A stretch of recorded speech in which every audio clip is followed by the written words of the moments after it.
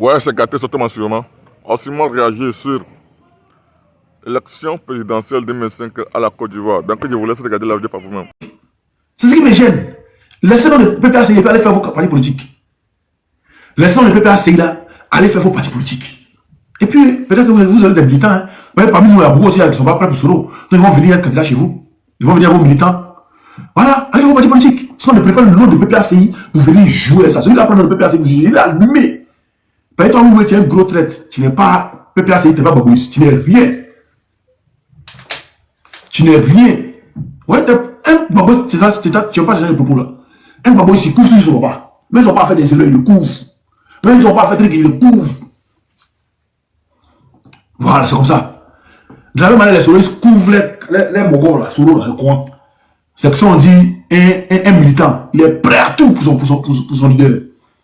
Qu'on ne va jamais venir au pouvoir. C'est toi les gens racistes, vous dites, donc, voyez un communicant du PPACI qui a parlé, alors regardez. C'est toi, Bibi. C'est toi, c'est vous, là. Vos bons, là, c'est vous. Qu'on Osimo, il vient d'arriver. Dès qu'on dit, non, il vient d'arriver. Quelqu'un qui vient d'arriver et puis il a volé plus que toi toute ta carrière. C'est ça. T'as pas honte quand tu dis ça. T'as pas honte. T'as pas honte. Quand tu dis ça, ça ne gêne pas. Quand tu dis ça là, si tu ne trouves pas un gêne même en toi, ça ne gêne pas, ça ne fait pas quelque chose. Mais on n'est pas encore, c'est lancé. Normalement, il ne doit pas faire live là. Il doit attendre le soir, aller faire live sur QBR. Mais le QBR aussi, on fait live sur lui. Vous inquiétez pas, ce soir, on fait live sur lui. On se voit, on ne travaille pas. Vous êtes live là, c'est ça qui est ça. Là, il va monter les gens, on va une à aussi. Allô, petit frère. Oui, bon Dieu. Tu m'écoutes, non? Oui, vas-y. Et il y a te dire une chose. Ces personnes-là, elles sont nuisibles. Ces trois messieurs-là. Tu as vu, quand tu jouais tout à l'heure, la vidéo de Will Jordan, là, il y a d'aucuns qui étaient étonnés. Mais je voudrais t'envoyer la vidéo d'Olivier Blé. Mais si tu écoutes Olivier Blé sur Africa Media et que tu l'écoutes quand il était en train de fumer son chabredien dans la rue, mais tu vas te dire, mais lui, là, il ne va plus parler de Laurent Gbagbo. Quand tu écoutes la vidéo d'Olivier Blé, mais tu te demanderais qu'il y a quoi qu'il ne voit pas dans le monde. Fermez vos micros, les gars. Moi, je n'arrive pas à fermer. Je n'arrive pas à fermer pour moi, la ferme pour moi. J'ai dit, je regarde et puis je pleure. Les gens là, il dit, même dans la vidéo de Marie-Jeanne Tabo, je peux te l'envoyer, tu vas jouer. Et tous sont descendus dans la culotte de Laurent Gbagbo. Will Jordan dit, Gbagbo c'est fini. Oubliez-le. Il aime le sexe. Olivier Blé dit, le PPACI c'est quel instrument? Que Laurent Gbagbo c'est fini. Que Gbagbo il est panafricain quand? J'ai dit, attends de mon WhatsApp, tu m'as envoyé. Prends mon WhatsApp. Et non, il faut m'écrire directement, il y a descendre un peu, puis il y a t'envoyer les vidéos avant qu'on ne commence le débat. Parce qu'ils sont en train de commencer, donc on va les terminer. Écris-moi directement, il y a descendre, et puis je te... Si tu t'en vas. Oui, écris-moi, il t'envoie les vidéos d'abord avant qu'on ne commence le débat. On va jouer là-bas. Vas-y, parle. Il y a fait truc, il y a écrit. Parle, il y a écrit. Ce qu'il y a fait écrit, puis tu as dit ça. Voilà. Donc ces personnes-là, quand je les écoute, ils sont venus juste faire de la division dans un parti politique. Comment tu peux comprendre? Au moment où le RDR dit que monsieur l'avocat de Laurent qui est parti à la, comment on peut pour livrer notre frère Gbagbo Koné, est un avocat de TikTok. Olivier Blesson et puis il dit que le monsieur, l'avocat est TikTok. Attends, bon, je descends même pour t'envoyer la vidéo parce que ça m'a motivé. Attends d'abord. Et puis, allez regarder sur la page de Olivier Blé. Il met une photo où il donne, comment on appelle, notre frère Gbagbo Koné comme un diplôme, comment on appelle, un diplôme. Est-ce que vous avez vu la vidéo? C'est plus 33, si t'es en France, ça va bien ça. Oui, non, laisse tomber, il a t'envoyé. Il t'a envoyé le numéro, il t'a envoyé. Je descends, je viens, pour que le débat soit fort, je viens. Ok, il n'y a pas de souci, Ok. Odi. Ok, mais moi-même, je te targuais quand ce Willy-là a commencé son live. Mais je vais dire merci au frère Gladion. Parce que Gladion suit ton live, parce que depuis le matin, j'écoute. Depuis le travail, j'écoute avec mes écouteurs. Mais ce que Gladion disait, c'était vrai. Ce sont les infiltrés. Avec ceux-là, à côté de toi, là, ils vont donner la position. C'est vrai. C'est vrai, ce sont des infiltrés. Donc, c'est normal que dès maintenant, on commence à trier les infiltrés mais qui sont entre nous. Parce que matin, vous avez soulevé le lèvre pour dire que non, c'est pas de Soro qu'on parle. On ne doit pas se mettre toujours là sur le lèvre, parler de Soro. C'est Draman qui est le problème. Soro est notre allié. On doit parler de Draman. Et c'est un truc qui est vrai. Mais eux, ils passent leur temps à parler de Soro pour faire endormir la population. Donc maintenant, on sait que vraiment, ce que Gladion a soulevé matin là, c'est vrai. Ce sont les infiltrés. Si c'est vraiment, je pense que mais il y a plusieurs demandes, je vais rester en bas pour partager et tapoter. Vraiment, ce sont les infiltrés. Il faudrait que leur cuit soit dehors pour qu'on sache avec qui on marche. Ouais. Parce que on est déjà sur la ligne rouge. Après ça, ce qui va rentrer en hostilité va rentrer au nom de Jésus. Mais on doit savoir qui est contre nous et qui est avec nous. Faisons attention. Donc, je vais chuter Oxymo. Good life.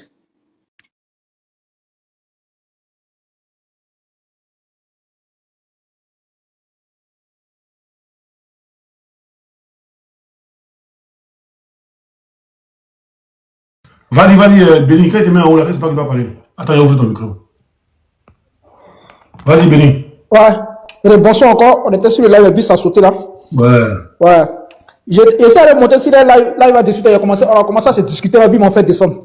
Je leur ai dit non, que c'est que vous êtes dedans là. Ça, c'est pas une communication. Aujourd'hui là, on n'a qu'à prendre l'exemple sur les partisans de. Sur les partisans de trucs là. Sorodom. Mais quel que soit tout ce qu'ils vont faire là, eux ils connaissent les guides. C'est de ça, si tu supportes quelqu'un là, si tu dis que tu es avec la personne là, dans le jargon où Gbagbo va, on va là, on doit le suivre. Moi, je ne sais pas si ils ont suivi le président Laurent Gbagbo à cause de sa culotte ou ils l'ont suivi à cause de sa pensée politique, au fait. On suivait notre président Laurent Gbagbo parce que c'est un panafricain. On n'a pas suivi parce que il devait marier Simon Gbagbo, mais devait se séparer de Simon Gbagbo et marier tout là. Nadi Baba, non. Non. Mais quand il parle en fait du président Laurent Gbagbo, c'est comme les camarades. Il a commencé à faire la politique à l'âge de 18 ans. Il y a lui qui dit qu'ils sont eux là. Ils sont placés la caméra. Ces caméras vous avez placé, mais nous là, c'est Kalash qu'on a pris. On était sur le terrain. Jusqu'à ce que 2011, ça se gâte. Mais on lui dit qu'il parle là, il parle. Parce que caméra c'est quoi? Tu as placé ta caméra, tu as parlé, tu as fait quoi? On cherchait des gens qui étaient sur le terrain. Vous étiez sur le terrain. Depuis quand ça a commencé, quand tu étais en Europe, vous étiez sur le terrain. Quand tu plaçais ta caméra, on te faisait quoi? C'est de ça qu'il était en train de parler là-bas. Il dit, quand tu as placé ta caméra, on t'a fait quoi? Rien. Mais nous, on était là. On a combattu. Les rebelles. Mais aujourd'hui, ils se prennent trop. Ils ont fait tout. Il dit, revenons à la réconciliation. Béni de Dieu. Ils se prennent trop, comment dire, c'est dit, comme ils font vidéo, ils sont trop, genre, c'est eux quoi, qui sont devant le combat. Pourtant, ceux qui sont au pays, c'est eux qui sont devant le combat. Nous, on les fait que les gens parlent pour motiver les gens. C'est pour ça qu'ils se lèvent même au pays, même là, pour prendre les mouvements pour sortir, pour aller marcher les mains. C'est eux qui sont dans le vrai combat. Moi, j'ai quitté la Côte d'Ivoire en 2015. Moi, j'ai quitté en 2020, après de ça civil. C'est moi, j'ai dit non. Écoute, lui, il a fait qu'elle est là. Moi, je préfère déposer le pays. Béni, s'il te plaît. Le 13 décembre, c'est-à-dire le 14 décembre, on devait investir Ouattara, le 13, on a quitté le pays. Voilà. Moi, j'ai dit, si c'est pour là, je préfère laisser le bien laisser. Parce que je ne peux pas servir quelqu'un. Mais aujourd'hui, les gens se mettent à. Surtout, même longtemps, même, j'ai oublié son nom là, Olivier Blé là, on a failli se discuter même le dimanche dans la salle de rédaction là. Demande à ceux de pas te parler. Moi, je ne marche pas, mais moi, hein. Si tu es un grand frère, tu ne sais pas parler, tu es à ta place, et puis essaie vraiment de me voir là. Avec mes 1m75 là, tu ne peux rien me faire, tu ne peux pas m'effrayer. Voilà, ici, garçon gros grain. Moi, mais c'est un bêté, même j'aime beaucoup parler aussi. Tu as fait te frapper. Et puis ça va pas quelque part. Mais quand il vient se placer là, il parle pas. C'est la même personne là, vous avez parlé là, c'est vous encore qui venez parler de Gbagbo. Quand tu supportes quelqu'un là, c'est Soleil tient 10. Soleil tient 10. Puis toute leur résistance. Olivier Blé d'abord, ils vont l'écouter avant qu'on commence le débat. Ok, d'accord, donc il faut fermer mon micro. Il faut mettre là où il a porté chapeau et puis dans un jardin, il est perdu. On dirait quelqu'un qui vient de fumer et cannabis. Il faut mettre ça d'abord. Il faut mettre sa tête là, il faut mettre sa tête vide là. Il faut mettre sa vidéo d'abord. C'est mon grand frère, doucement. Hein. Il n'est pas un grand frère, il n'est pas ça, il n'est pas intelligent. Il faut jouer sa vidéo là. Après, tu as joué pour Africa Media. Si tu joues à Africa Media même là, je sais que le grand frère Asri va descendre parce qu'il va s'étonner que c'est Olivier Blé qui parle. En fait, c'est quelqu'un qui mange son vomi. Olivier Blé, il est comparable à un animal. Il finit de manger. Non. Non, mais c'est vrai, il mange son vomi. On ne parle pas de... Mais il mange son vomi. C'est quel animal qui peut faire ça? C'est un animal qui réagit comme ça. Il mange son vomi. Regarde comment il a parlé de Laurent Gbagbo avec dédain. Mets la vidéo, mais où il a porté le chapeau là. Il faut jouer cette vidéo là. Ok. Kode Moustapha. Il y en a qui ont... On va écouter. Bing bing. Perdu. Attends, un grand. Pendant ce temps, le fameux Gbagbo à Abidjan, il fait parler de lui. Les vrais sujets sont là. Il captive toutes les attentions au point d'obliger les gens à parler de lui. Si ce n'est pas lui, Gbagbo, c'est qui lui sert des fils qui sort et qui débute des histoires. En fait, aujourd'hui, il est devenu une bête de scène, ce fils-là. Ça fait combien de temps? Ça fait combien de fois, du moins, depuis le début de l'année? Michel Gbagbo, hein. Quand on voit ce fils-là, dont les oreilles ne sont plus à présenter, on le voit combien de fois sur les médias raconter des histoires de sonnettes. Après, c'est le même qui viendra dire, non, laissez affaire de papa et tata. C'est quoi ce comportement de... Je ne sais pas. Ce que vous devez savoir, c'est que des enfants des autres sont morts pour que le fils de Gbagbo soit député. Les enfants des autres sont morts et sur leur cendre, Gbagbo a rendu son fils député. C'est méchant, c'est mesquin, c'est diabolique et c'est à dénoncer. En fait, c'est quelqu'un qui toujours, il a fait en 1995. Il ne sait plus. Il dit aux gens alors boycott actif. Il y a eu des morts. Pendant que les Ivoiriens pleuraient les morts, Gbagbo était allé aux élections législatives. Gbagbo est un échec pour la Côte d'Ivoire. Et tout ce qui va avec là, surtout son instrument là, c'est un échec. Voilà, c'est bon. On va aller jusqu'au bout. On écoute un peu Louis, on écoute un peu truc, on va écouter un peu la vieille mère Karaba. On va l'écouter un peu. Quand le président Laurent Gbagbo lui dit de faire pied en l'air pour la grêle là, elle fait pied en l'air pour qu'il la graisse. Voilà, donc elle est une coquelée. Donc quand tu conjugues le verbe graisse, il n'y a pas de là. C'est tout. Quand le président Laurent Gbagbo lui demande de se courber là, elle se courbe. Donc c'est une coquelée. Arrêtez de fatiguer les gens. C'est femme de quelqu'un que tu dis que tu suis là. C'est sa femme qui parlait. Ouais, il y a faux. Arrêtez de fatiguer les gens. Arrêtez de fatiguer les gens. Voilà. On va continuer la vidéo de mon grand frère chéri Olivier Blé. C'est quoi ce comportement de... Je ne sais pas. Ce que vous devez savoir, Attends, il revient un peu, voilà. des histoires de sonnettes. Après, c'est le même qui viendra dire, non, laissez affaire de papa et tata. C'est quoi ce comportement de... Je ne sais pas. Ce que vous devez savoir, c'est que des enfants des autres sont morts pour que le... Ça, c'est divin. Elle est mort, Gbagbo était allé aux élections législatives. Gbagbo est un échec pour la Côte d'Ivoire. Et tout ce qui va avec là, surtout son instrument là, c'est un échec. On ne va pas lui faire cadeau, on ne va pas lui dire ça autrement. Après vous indignez, non, vous ne parlez plus de Ouattara. Mais pourquoi on va parler de Ouattara si Gbagbo est là pour nous préoccuper? Pourquoi on doit parler de Ouattara? Si Gbagbo fait parler de lui, pourquoi on doit parler de Ouattara? Si Gbagbo n'assume pas ses rapports hier avec les femmes, pourquoi on va parler de Ouattara? Awaïora est très malade aujourd'hui. Gbagbo fait la sourde oreille, il n'entend pas. Pourquoi on va parler de Ouattara? Vous voulez qu'on parle de qui? C'est de Gbagbo qu'on va parler? C'est de Gbagbo qu'on va parler s'il n'assume pas. Si pour lui des gens sont morts et qu'il a le toupet de dire que les gens ne sont pas morts pour lui, que les gens seraient morts pour leur forêt. Attendez. Mais vous nous avez pris pour des idiots qui... Parce qu'on est tombé amoureux d'un homme pour... Non, non, non, on est lucide. On s'est dit à un moment que le... Vous voyez que la même communication sort. En juillet, il a parlé des gens sont morts. Bah, oui, c'est morts pour les forêts. La même communication ressort. Mon homme était victime d'injustice. Donc, on a pris faire cause pour la justice et non pour lui. Faut pas qu'il... C'est là où les gens se trompent. Ceux qui ont pris faire cause pour lui, là, c'est eux qui sont encore avec lui. Nous, on s'est battus et on se bat encore pour la justice. Mais aussi longtemps que Gbagbo va captiver les attentions, on parlera de lui. Aussi longtemps qu'il va ramener... Mais quand tu prends fait et cause pour la justice, c'est que normalement tu voulais que la justice soit dite, excusez-moi. Tu voulais que la justice soit dite. Maintenant, la justice a été dite. On dit Babou a été innocent. Maintenant, qui a tué les gens pour les fourrer? D'après vous, c'est pas qu'on les fourrer, d'après Babou, on les a tués, non? Qui a tué après le Babou? Confiant là, pour raconter, débiter des choses. Ce que vous devez savoir qui est important, un homme politique est une autorité morale. Et quand on parle de morale, vous aurez tout compris, Laurent Gbagbo ne reflète pas. Il ne reflète en rien cette autorité morale aujourd'hui. Par lui-même sa propre démarche et par tout ce qui s'assemble et lui ressemble aujourd'hui, Laurent Gbagbo n'est pas cette autorité morale pour laquelle les Ivoiriens sont morts. Sont morts. Donc Ouattara est une autorité morale pour toi. Il n'y a pas vu cette vidéo là. Je m'en excuse. Vous allez tous goûter. Vous allez tous goûter. Hein? À la ceinture de Papa Oxymore, vous allez tous goûter. Grand frère Soleil, vas-y, allez, allume la télé.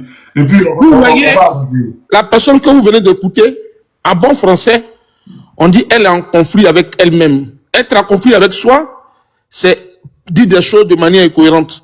Dire une chose et son contraire.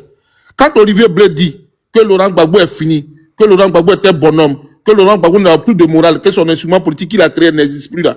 Mais vous pensez qu'il va s'asseoir pour faire donc la propagande ou la communication autour de l'instrument de Laurent Gbagbo? Lui, il a déjà enterré Laurent Gbagbo avant sa mort. Monsieur Olivier Blé, je vous le dis, sans faux fuyant, doit aller voir un psychanalytique, un psychiatre, pour qu'on le soigne, parce qu'il est en conflit avec lui-même. Pour dire de manière triviale, Olivier Blé est un débile, est un fou, est un aliéné mental. Il a besoin d'une cure. Il insulte Laurent Gbagbo. Il a insulté Laurent Gbagbo aujourd'hui. Il dit qu'il fait un combat pour Laurent Gbagbo. Il ne fait pas un combat pour Laurent Gbagbo. Il est en communication soit pour Blé Goudé ou pour Mme Simone Yves Gbagbo. Mais comme il a trahi, c'est un homme qui en permanence ne fait que mettre les gens sur écoute téléphonique. Moi, je vous dis une chose. Olivier Blé est comme l'excrément des bœufs. Il est plein d'hypocrisie. Tout ce qu'il appelle une fois dans votre vie, supprimez Olivier Blé et bloquez-le. Olivier Blé est toxique en termes d'amitié. Voyez-vous, lui qui est en train de parler de Laurent Gbagbo comme ça, n'est pas un rebelle, n'est pas Soro Guillaume. C'est un soi-disant Gbagboïste qui est en train de parler comme ça de Laurent Gbagbo. Vous-même écoutez. Écoutez-le. Écoutez-le. Celui-là, il est PPACI. Il est vraiment PPACI. Olivier Blé traite Gbagbo de bonhomme.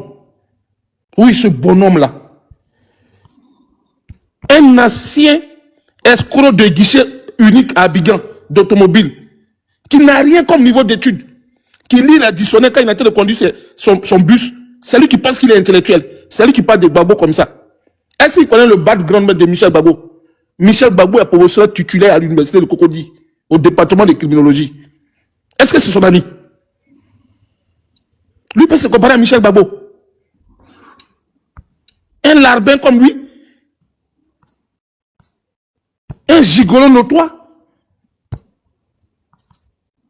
C'est lui qui parle de Laurent Gbagbo comme ça. Je vous laisse parler parce que j'ai mal. Ok, il n'y a pas de souci. Bon. Kobi, vas-y, après on va la parole et puis on va avancer. Kobi, tu es là? Oui, je suis là. Oui, je suis là. Laisse-moi prendre une position, comme je suis au boulot, laisse-moi prendre une position qui tient, et puis on va échanger. Il n'y a pas une bonne position. Ok, il n'y a pas de souci. Après, laisse-moi dire parler. C'est la seule femme. Alors, c'est bon? Oui, c'est bon, oui, c'est bon. Ah, d'accord. C'est bon. Moi, je voudrais dire que, déjà, bonsoir à tous, bonsoir tout le monde. Grand frère Armand, c'est le fils, bonsoir. Maman dit, bonsoir. Ok. Grand frère Soleil, bonsoir à tous. Vous voyez, souvent, il y a certains propos ou bien certaines actions de la vie qui nous font réfléchir doublement et qui nous appellent à réviser notre position. Si vous vous rappelez, une fois, le président Gbagbo disait au moment de la crise qu'il va arriver un moment où les dignes fils de la Côte d'Ivoire vont se dresser contre l'imposture et les deux camps vont s'affronter.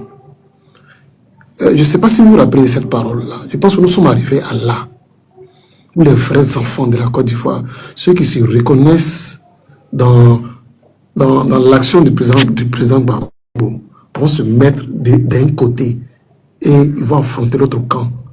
Peu importe la manière, peu importe les moyens, mais les deux camps vont s'affronter.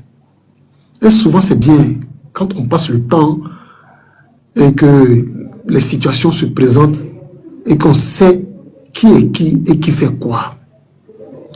Mon père me disait toujours que quand quelqu'un allait boire et qu'il est ivre et qu'il vient te dire des paroles, il ne le dit pas forcément parce qu'il est ivre, mais il le dit parce qu'il a pensé ces paroles-là. Et comme il n'a pas le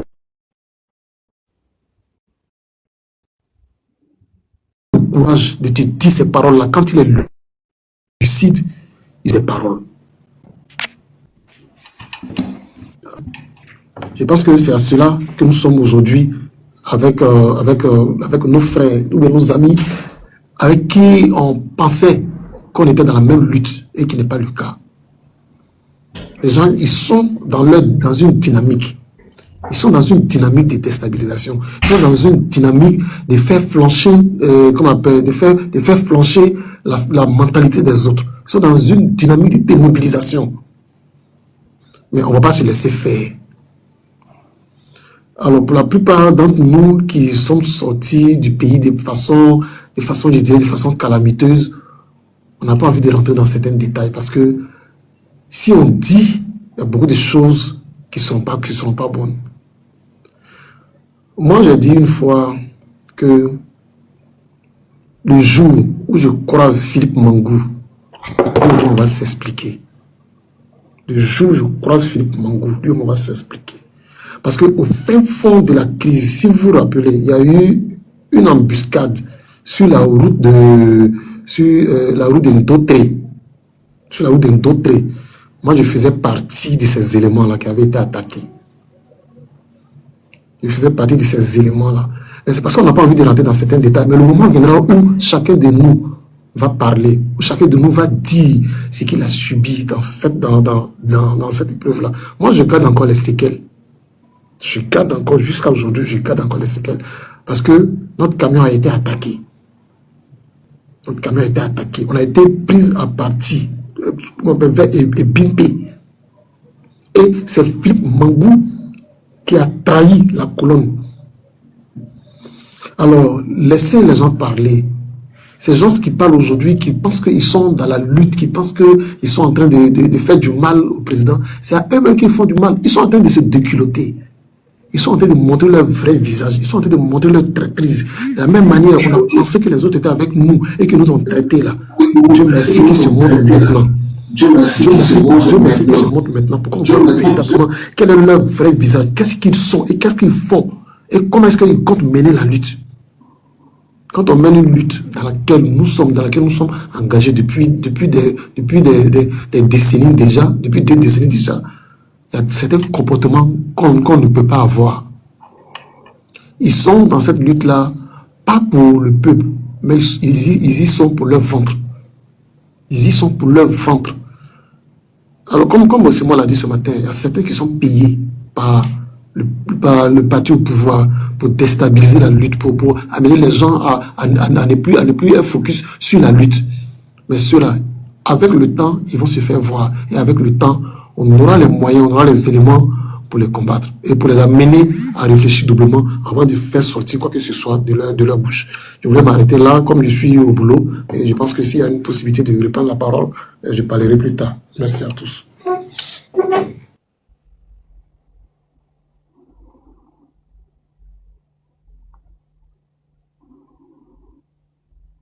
Merci Kobi. Ok, maman Didier.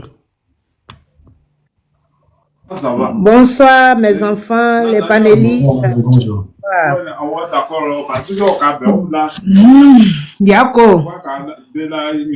Yako, mon fils Osmo. Mais dans tout ça là, moi, ce que je voulais dire, pourquoi les gens veulent que tu abandonnes le combat? Parce que si on te met dans palabre, tu vas retenir quoi maintenant? Là, les gens, les branches chez qui on est, ils sont allés jusqu'à même aux États-Unis pour qu'on signe. Que l'ONU signe autorisation pour que Gbagbo reste ici encore à chose. Bon, à ce moment-là, quel temps vous prenez pour vous préparer? C'est pour ne pas que, parce que quand tu parles, ça donne. Donc, il faut te distraire. Et ce jeu-là, tu allais comprendre. Tu n'as pas à faire live même pour ça. Tu sais, quand tu n'es pas important, on ne parle pas de toi, mon fils. Quand tu n'es pas important, là. Sinon, Babou connaît, tu l'as défendu, non? Il est où aujourd'hui? C'est parce que ce qu'il disait n'arrangeait pas les autres. Et c'est la même chose. Donc, toi, tu sais ce que Babou vaut. Tu sais ce que toi-même tu vaux. Pourquoi parler? Est-ce qu'on trouve logique qu'on regarde la personne, tu n'as rien fait? C'est comme on critique les Blancs, hein, mais parfois ils ont raison. On se dit, pour notre propre richesse, on ne leur a rien fait.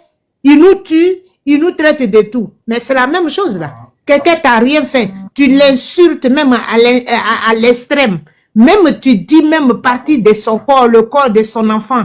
Est-ce que ça là, demain là, quand tu vas voir la personne en face, est-ce que tu peux pas te rappeler de beaucoup de choses?